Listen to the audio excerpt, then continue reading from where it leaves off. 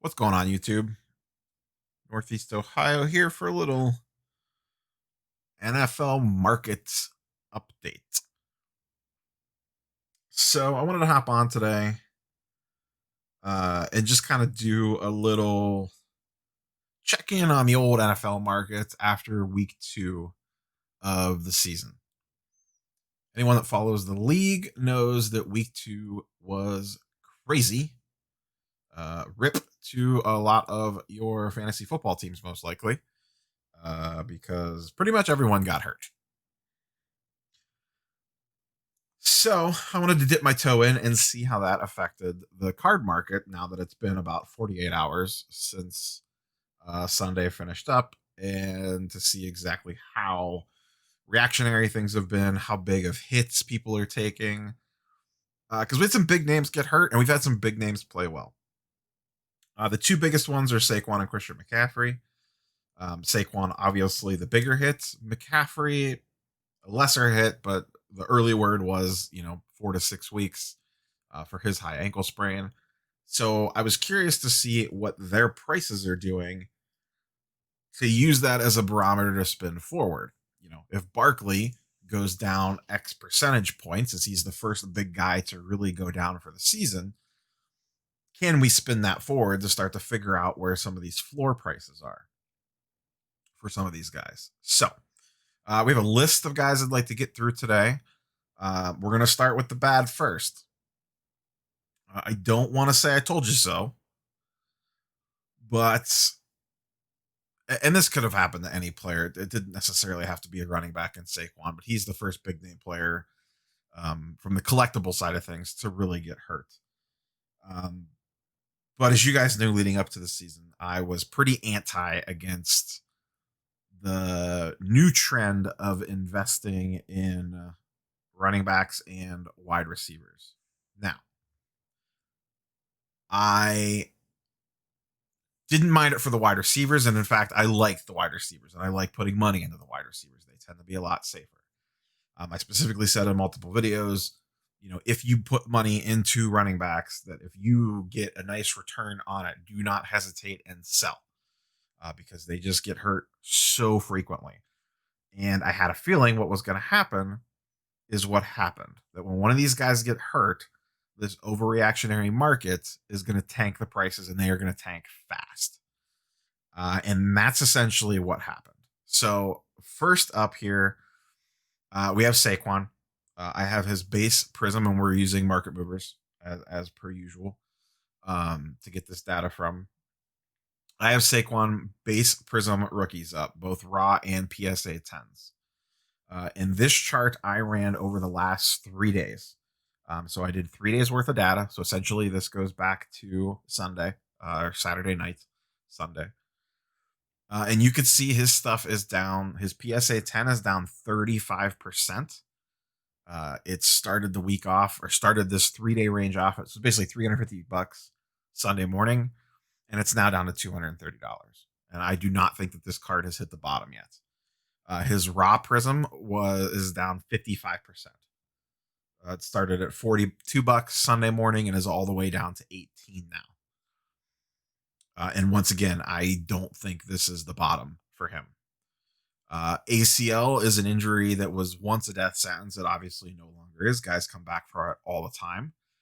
But the problem is, this is terrible timing. In one sense, it's good timing. In another sense, it's bad timing. It's good timing in the sense that he now has a full year, basically, to come back from this, and he should essentially be ready for the start of next season.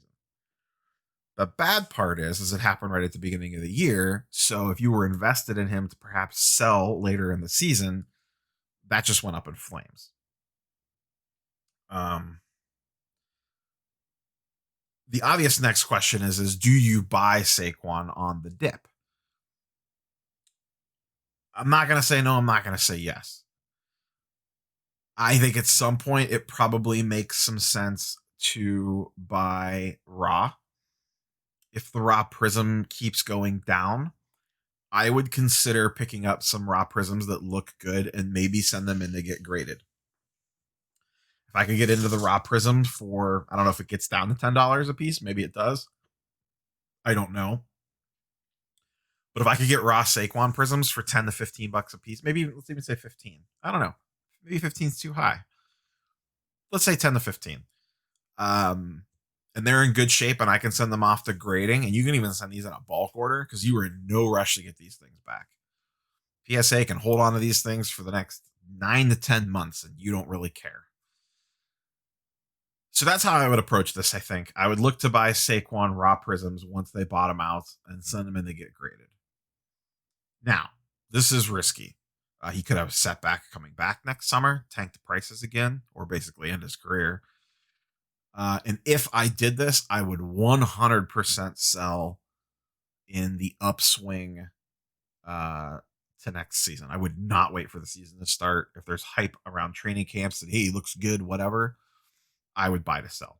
I would sell then. I would not wait. I personally would not invest in the PSA 10 Prism, even if it would have to get really cheap for me to jump on board. The problem with this is you're tying the money up for a long time. Your best case scenario is you sell this card next or this coming July or August in the hype / build up period to the 2021 season. That in the sports card market, to me, as fast as it moves, is a long time to tie up a bunch of money in Saquon. There's other things you could be using that money on right now.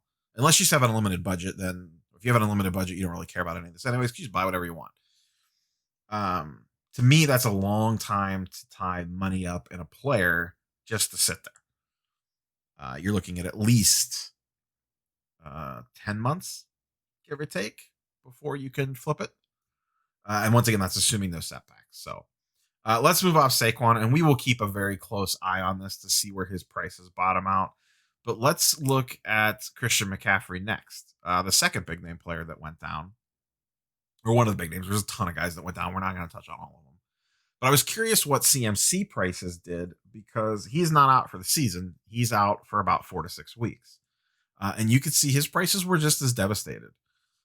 This is his base. I know it's a silver, but in 2017, the base prisms are silver. There is no true base. And you can see this card is down almost 40%. And this is just off him being gone for 6 weeks, maybe 6 weeks. It could have changed today. I did not pay super close attention to the news this afternoon, but the early word was 4 to 6. But regardless, his prices took a beating just based on that news. Now, if you like CMC and you wanted to buy him on the dip to flip once he comes back, this is an ankle injury. It shouldn't be that big of a deal once he's healthy and can return to play. It's not like a knee. This isn't like a super big long-term issue as long as he lets it heal correctly. This one, maybe you buy when it bottoms out and then look to flip it on the way back up. Once again, I do not want to be holding running backs for long term. So if I am doing this, I'm doing it on a short term basis. I'm looking to buy it when it bottoms out here in the next week or so, and then hold it until he comes back and has his first big game or whatever, and the prices shoot back up again. I'd be looking to get out then. That's just me. I'm not big on investing in these running backs because we saw what happened this week. And in general, I'm not big on putting a bunch of money into the football market to begin with because it is so risky. These guys get hurt so often. And I like if you are going to go big in the football, I would spread it around. I would not go all in on one player because you can see what happens. One of these guys gets hurt and poof, everything's gone. Now, like I said, that could be any sport that happens in, but it just seems to happen way more often with football. Let's look at one more going down, and we talked about this player on the Sunday morning show, and that's AJ Brown. Another one. This is one that I wouldn't mind buying on the dip. AJ Brown has a bone bruise. It's not season threatening. He's probably out a couple weeks at most, and then he'll be back. I really like his talent. He's young. That team is good. They'll probably make a deep playoff run again, and you could see his base prisms got all the way down to around $8 or $10. And I've seen auctions end for $7, $8, $9 the last few days. And I've been looking to get in on some. I've been paying attention to it to see if I could sneak in and snag one or a couple on the cheap. I haven't been able to do that quite yet, but I have my eyes on them. to get some because I do like AJ Brown, um, especially at this price point. I think it's a steal to go for him. So, but he's another one trending down. Once again, a non-serious injury. How often do these guys pull, a little hamstring or a calf muscle or something, and they're out for a week or two? And that's AJ Brown's case. He's out for 2 weeks, and his price has tanked 50%. Christian McCaffrey out 4 to 6 weeks, down 40%. This market is very overreactionary right now, which is both good and bad. But with football, it is just so risky compared to basketball and baseball. Let's look at the flip side. Who's going up? We looked at the red guys in the red. Let's look at some guys in the green, and there's plenty of them. There's many guys that are going down. There's guys going up. The biggest one of the week is Justin Herbert. He got the surprise start on Sunday, literally out of nowhere. In his base mosaic card, which is pretty much the only true rookie out right now. Yes, he has Don Ross and some other paper product stuff, but this is his first real chrome card in the Chargers jersey. And if you were in any card Facebook groups on Sunday, the entire afternoon was want to buy Justin Herbert. Show me your Justin Herbert. Who has Justin Herbert? Looking for Justin Herbert. Chargers uniform. It was ridiculous. And his prices shot way up. They started the day, and once again, this is a 3-day chart that I ran. They started the day at $25 and ended the day at $50. And you can actually see it peaked up at 60 and then actually is creeping back down a little bit. But I know it's not going to get all the way back down to this $18 number or $25 number. We don't know yet if he is going to continue starting or if Tyrod's going to hold on to that job, but he looked good for basically getting no practice all week and getting thrown up against the Chiefs. He held his own. They legitimately could have won that football game. But I feel like unless you really believe in him, that the train left the station already. Like he got his price spike. And now it's going to be baked into everything. If you were thinking like, man, when Prism hits, I could sneak this Justin Herbert stuff in because he's not starting yet. Cat's out of the bag now. He'll have a good premium on him by the time the bigger products release later this year with Optic and Prism. But yeah, Herbert going way up almost 92%. Once again, I expect that to creep down a little bit as the hype wears off. But if he starts again next week and plays well, look out. And speaking of playing well, the hype train himself, Kyler Murray. Kyler has looked great since the season started, and I actually ran this chart back about 14 days because I wanted to capture post week 1 and week 2 data in this. So if we come down here, we could see the PSA 10 is actually only up 15%. I actually thought this would be more. And the base raw is up 24%, which is about normal, but $170 for raw Prism. That's Zion level prices there. But yeah, you can see this one from $850 to almost $1,000 for his base Prism in a PSA 10. And he looks like the real deal. That team looks legit good.